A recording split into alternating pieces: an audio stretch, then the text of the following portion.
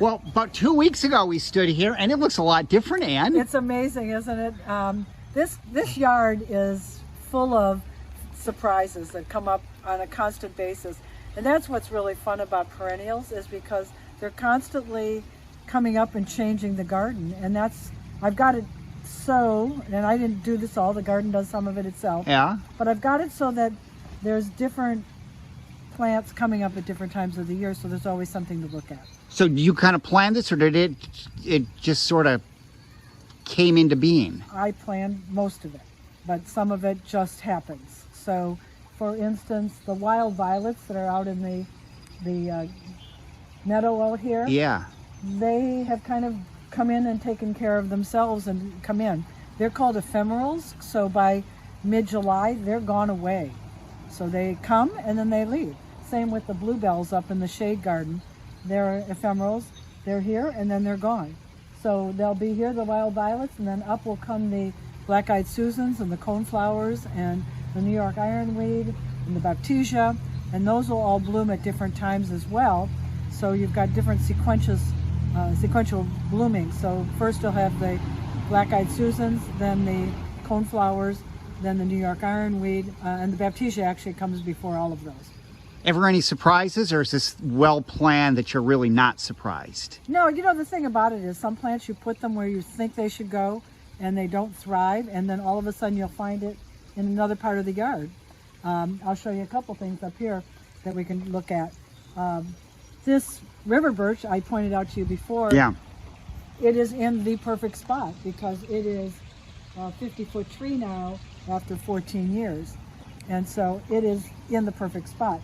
Other things don't like wet feet, or they like wet feet. So they're going to make their preference known, and they may thrive and they may not. So it's kind of up to the plants. If I have a bare spot in my yard right now, I put a plant there because I don't want to weed it. And I really don't want to mow anything. I mowed too many lawns when I was a child. So we don't do that at all. So up here, we've got, along the path, you can see bleeding hearts have come, and they don't like it in the beds, but they like it out along the edges of the rock wall. So that's where they are. They've decided that's their place.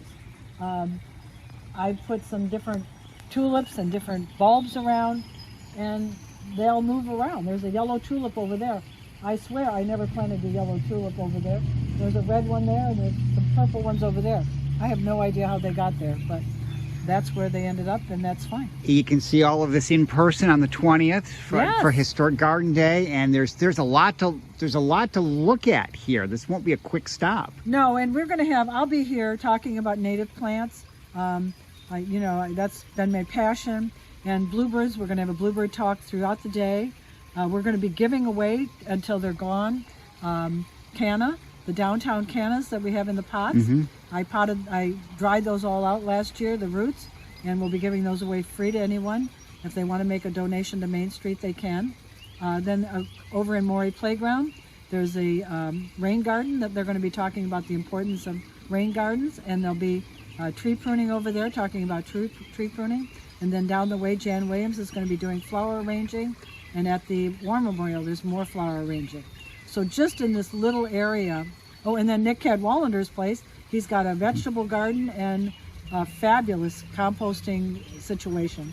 I have a compost bin, but it's very passive. I fill it up, I wait till it turns into compost, and then I spread it around the yard.